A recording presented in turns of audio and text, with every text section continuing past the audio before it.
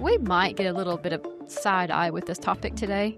It's a possibility. Today we're going to talk about wholesaling in real estate. Yes, I know there's a ton of people that are familiar with that because all of the videos on, and I hate to even say get rich quick because it's definitely not that Right. way in this area, but you would not believe the amount of relatives and customers who have asked me about it, wanting to get into it. And every time I'm like, let's talk about this first. So Kentucky passed a law a couple of years ago that states that if you partake in negotiating, marketing, or you participate in any type of sale of real estate and you are not the owner but expect to get paid, you're acting as a licensed realtor. And so you need a license to do so. Mm-hmm. So wholesaling kind of started out as people would call and say, hey, I want to buy your property. But then they don't ever become the buyer. They contract or resell that contract out. And so Kentucky's tried to put a stop to that. Not 100% successfully, but tried. There's always ways around things. Yes. And a common term I think people used to use, not TikTok era, but was trading paper, basically. Oh, I've never heard that. Yeah, I don't know where I have. I can't cite my references, but I remember I know one client who used to say, hey, I want to try this, just kind of trade paper.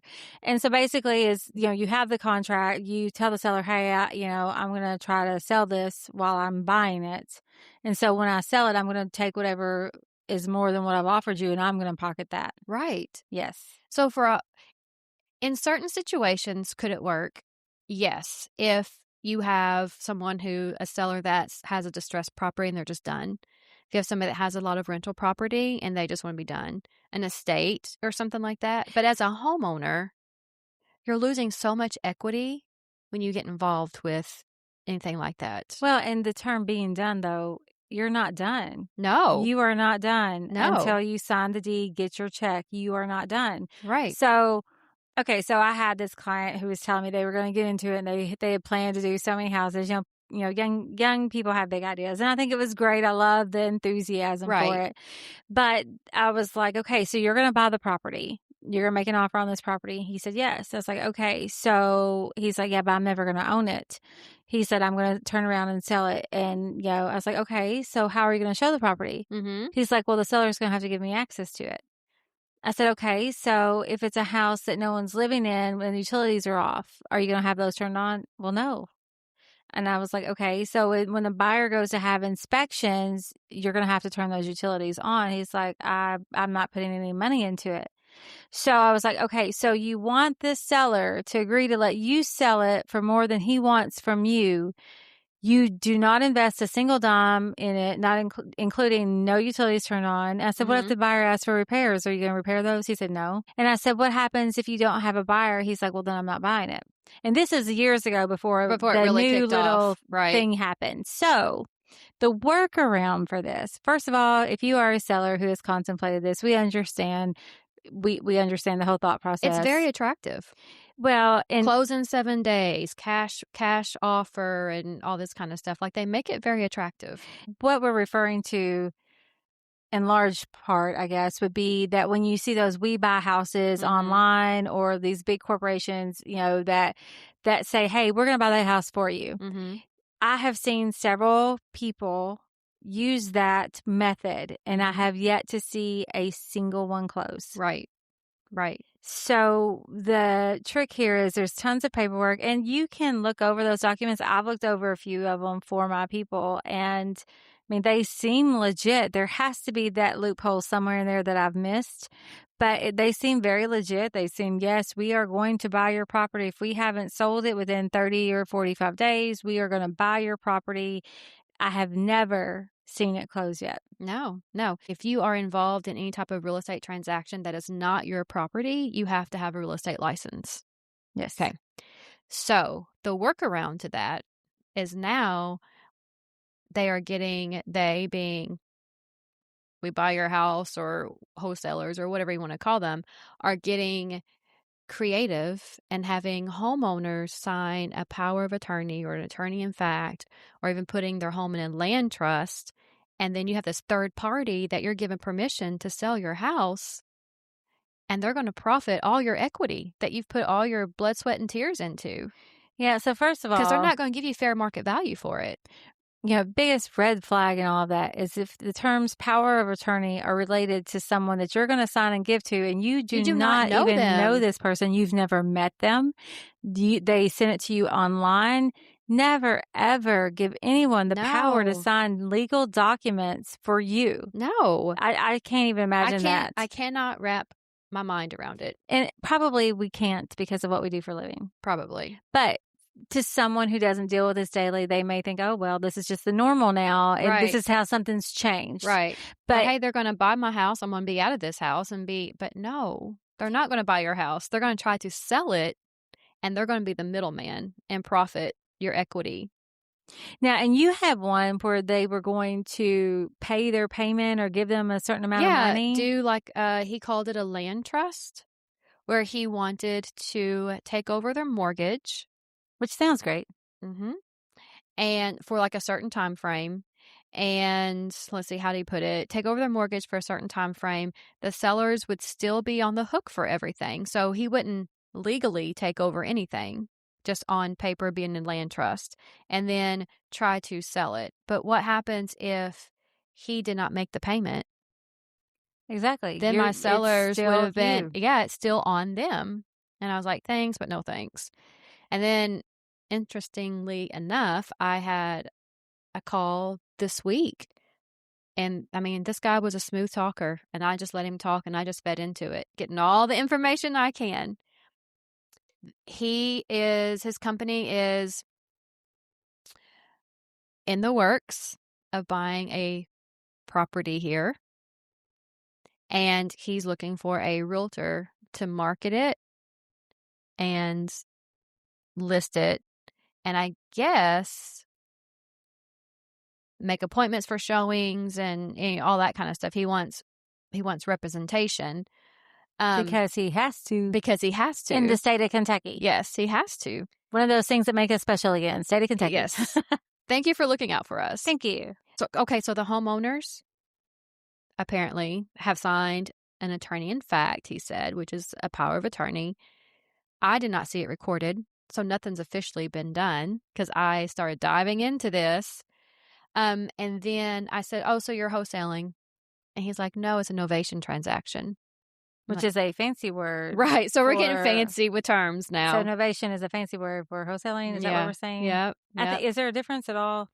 Very little, if anything. So I just don't understand why someone would want to, like I said, going back to giving up all your hard-earned equity, because you're not going to get market value for the property. They're going to try to get the best deal they can, turn around and try to find a buyer, and then profit $10,000 to $20,000. Okay, that's your money. But the way it was presented to one of my people that I've been working with for years, the way it was presented to him was that they were going to they were going to buy the property if it didn't sell, but that they had a group of investors that they were going to bring through and show it to, and that they were going to market it to these investors. Little did he know it was going to get listed. Right. And the investors are the general public. Yeah, it was the general public. On the internet. Yes, it was. So, so in his defense, or anybody's defense, not even his defense, because I don't blame him for trying, because, hey, it sounds great. A group of investors, I'm done with this. It had been a pain, in his side. Right. He was done. But their group of investors, I mean, I need to see if that was in the writing, if they had a specific group of investors or not. But either way, that's why someone would sign. Mm-hmm. So the one person I was talking to that wanted to get into this years ago, I said, okay, so I understand what you're saying, but can you explain to me why someone would sign with you to do that and have a certain amount they were going to get, and you get all the difference, and them still be responsible for everything? Mm-hmm. Why would they sign with you versus signing with a realtor where we just have a commission, right, and they get the rest of that? Right. And he was like, well, because, I'm taking this off of them. That's what we do. Right. We take that burden of showing and negotiating off of them. Right. So it's just something that I feel like we wanted to tell everyone that, okay, this sounds great. And they have success stories. I know there are places that they do close these. Right. Like I said, like we're not saying that it doesn't happen and that it couldn't be a good fit for some people. Right. But for the majority of people, it's not a great idea to do this. No, because you don't know what they're going to try to sell your property for. You know what you asked them for. Let's do a scenario. Okay, you're the homeowner. I like that. Okay, you're the homeowner. I'm going to be the investor, and I'm going to call you, and I'm going to say, Sarah, I see your house over here, and I see that you owe 80 grand on it. What if this is for easy math, what if I offer you $100,000 cash and I can get it closed in 30 days? Would you be interested? You're going to profit 20 grand. Okay, so now homeowner Sarah can't think about all the things that realtor Sarah. Right. So Homeowner Sarah. Let me take that out. Make that switch here. Well, that sounds good. But I mean, are you doing cash or are you getting financing? Mm-hmm. No, it'd be cash. Be cash? Mm-hmm. So why are we waiting 30 days? To give me time to do the paperwork. Okay, so it's going to take 30 days to do paperwork. That's realtor Sarah. I would ask. No, I would still ask that. I think I probably wouldn't. You're right, but I would. Right. Okay, so 30 days to get the paperwork. Mm-hmm. Okay, so are you going to have inspections or appraisal? Realtor Sarah. Sorry. Sure. Yeah, give me $20,000. Give me $20,000. Let me get out of here. That is non-realtor Sarah answer. So I'm going to send my partner out. They're going to take pictures. They're going to do video. And then we are going to close on your house. And I need you to sign a power of attorney for me, giving me permission to sell your house. But I thought you were buying my house. Right. See, none of this makes sense to me. I don't understand. We need to be on like a secure line. Like we need to have a phone tap. I do know that they're smooth talkers. Oh. But the thing is, like, I guess I hate to say it, but it's a legal way to scam people.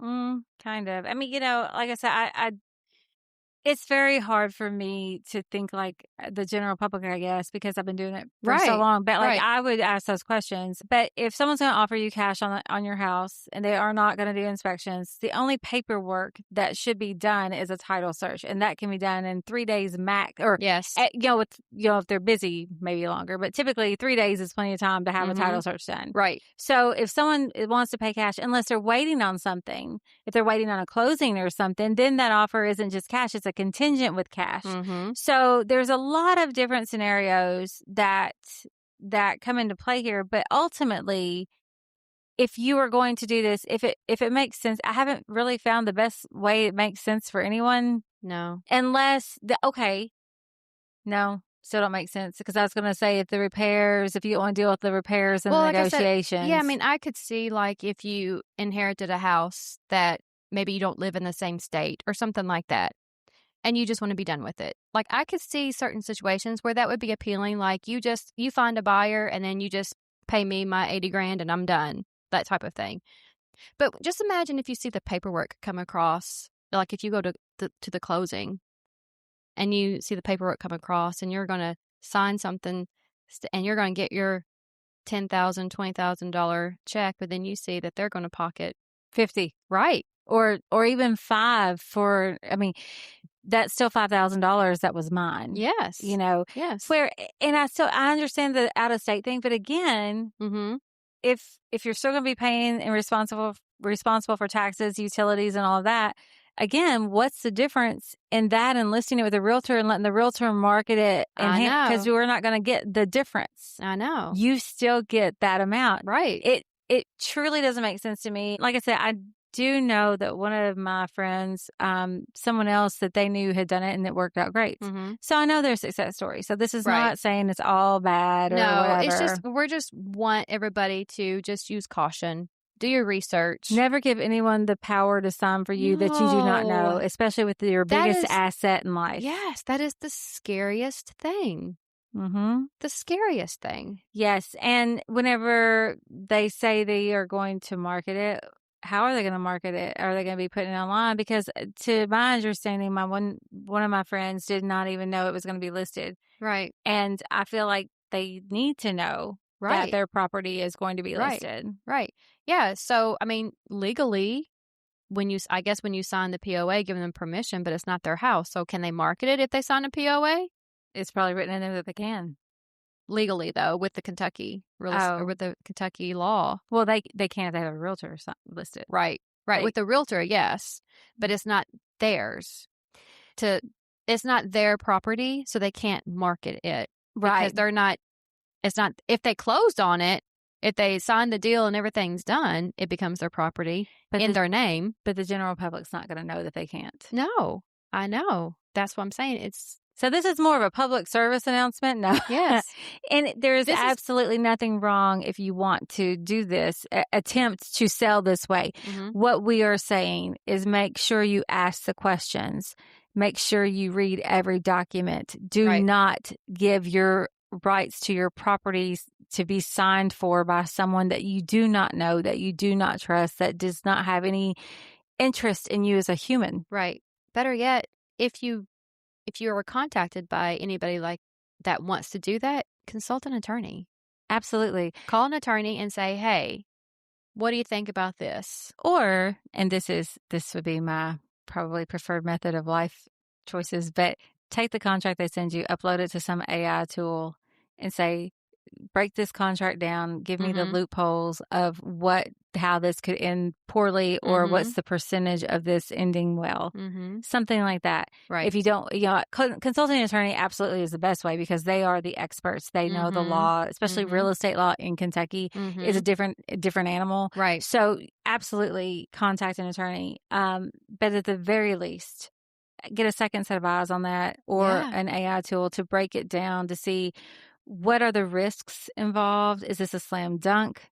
What does this mean? And especially if it's legal terminology that we don't see every day. Yeah, because fancy words like to flatter people. You're like, ooh, this sounds nice. So, yeah, they're legit because they use that right. word. Yeah. You use novation instead of wholesale. Yeah. Like, I got you, boy. I got you. The first time I heard that, I was like, a what? Yeah. Like, I was like, what does that even mean? Like, I didn't even know that was the term until you told me. Yeah. Yeah. I thought that was the owner's names, like like a company. I did. I'm not even lying. I was like, so that's the company? No, it's a fancy word. And again, you're giving up control of your property showings. Who all's in your property? There's so much to it. And it's my understanding. Now, I've never been involved with one. Me neither. But it's my understanding that if a realtor markets the property, that realtor is working for the company, not for the homeowner. They are not the homeowner's agent. No. Because they are the company's agent. Yes. And not that matters to a lot of people, but it matters to us. Because we have to make sure we're mindful of who we represent. And, I mean, truthfully, for me, it would be very difficult. I cannot anticipate ever being the agent involved in this. And nothing against them at all. I have zero issue with that. I just would have a really hard time letting someone I knew walk away from their equity for nothing really in exchange to outweigh the loss. Exactly. I guess that may not have made sense. No, I mean, I get it. I get it probably because I think the same way. One thing I would like to know is the homeowner fully informed of all the steps and what is going on? Well, like I said, with my one friend, they did not. Right. No. Right. And so I sometimes ask too many questions. They all love me in office meeting whenever we have a guest speaker. And I'm like, oh, let me ask. Oh, I got one more. We got one more. One more here. So, but make sure you ask all the questions. Don't be afraid to ask a question. Don't think you're going to sound dumb because this person is approaching you to buy your house. Now, they are not going to do that as a business unless there is money to gain from it. Right. So first of all, if it's a person who knocks on your door, it's like, hey, we need a house so bad, we love yours. That's different. Right. If it is a business or an investor that is knocking on your door, and I love my investors, nothing against them at all, but as a homeowner, if an investor wants your property, there's a reason. Right. They're most often, especially if it's a company like what we're talking about, they're not just helping you out in a jam. They're doing it to make money. Mm-hmm. So you need to keep the intention in mind. So when this person is, there's not a bad question. If you have to ask them to explain it to you like you're 3 different times, because I have done that in life Do over it. different things. Yep. Say, okay, yeah, I'm just not understanding. Mm-mm. And if something doesn't sit right with you, Mm-hmm. persist in that question. Mm-hmm. Do not just take, well, I don't get it, but I guess it's fine. Yeah. Don't take that No. approach. You ask the question till you understand it. If you don't understand it, don't sign it. Right. Call a realtor, get it listed, Right. sell it. Right. Before you just say, okay, sure, let me just go ahead and power of attorney. What's that? That power of attorney is exactly power Mm-hmm. of an attorney, like power, legal power over you. Right.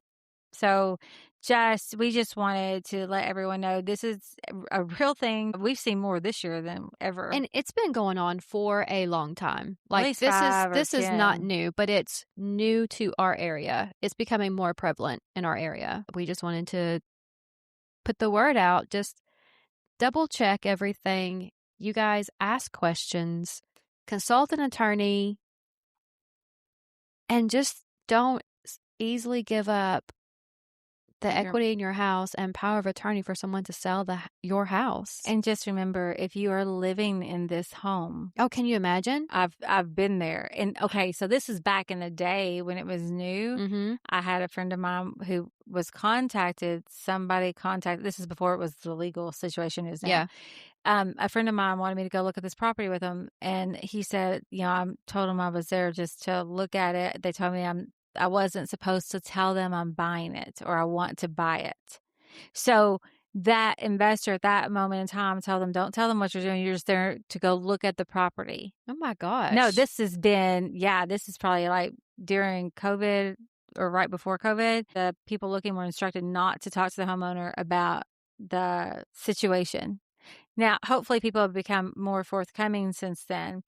But especially if you live in this property and they're going to market it or show their group of investors, that's people coming through your home. You're still going to have to schedule. You're still going to have to keep your house picked up. You're still going to have to be gone or keep pets under control when they're there. Like, you do not give up any of that responsibility. It is still on you. Right. So again, rather than signing over all of that equity that someone else can just have, why would you not want to list it with a realtor? Right. Because it's more money to you. I know realtors, people talk about the commission costs or the expenses, and that's fine, but it's still going to be more money in their pocket. More money in the homeowner's pocket. And you'll have someone who's looking out for you. Yes, because at that point, the homeowner becomes our client. Yes. And we look out for their best interest. Absolutely. So we just felt like we felt compelled to share this today. We had this on the agenda to talk about. We did, actually. We did. And then everything just kind of snowballed after Monday, just like the phone call. Yeah, and Julie calls me. She said, "You're not going to believe what kind of call I just got." And I was like, "You're kidding." Yeah. So then I started doing a deep dive, and I called title companies. Like, I was, trying to get all the information that I could because I wanted to talk about this, but I wanted to feel more educated about it, I guess, because they're getting clever. They are clever, throwing out fancy terms. And to me, it scares me to death to think that somebody will willingly just sign a power of attorney to a total stranger. But when you think about all of the predatory lending back in the day, you think about all the things that people, or even people that over the phone now that, hey, we've got, your account's locked or, whatever they do. I mean, people just sort of like go into a panic mode, or they're like, oh, well, it must be okay because they, called me, or I got this contract, whatever the case may be. I can see where it'd be very easy for someone to just think this is the norm. It is not. No. It is not the norm. And, just get a second set of eyes on it. And you, at that point, could even call a realtor of your choice, call us, whoever, and say, hey, just for comparison purposes, we're thinking about doing this. What's the difference in this and listing with you? Well, I'm going to say, I mean, not really anything as far as the process, except for you would have representation with me. Right. Why don't you, and then we could have that conversation. Well, how much are you trying to sell it for? Mhm. Why don't you let me come look at your house and see what I think it'll bring on the market? Mhm. And at the end of the day, if the other option is a better fit for you and you understand everything involved, then by all means, what was that noise? Then by all means, do that. But we want you to know what you're signing, what you're getting into, what the risks are, and what that means for you. Right. Right. Everything that looks so simple and so easy, so much of the time is not. No, no. Sometimes, like, if it sounds too good to be true, sometimes it is. Most of the time, it is. We hope that if you take anything away from this episode, is that to protect your investment, Always. protect your money, protect your investment.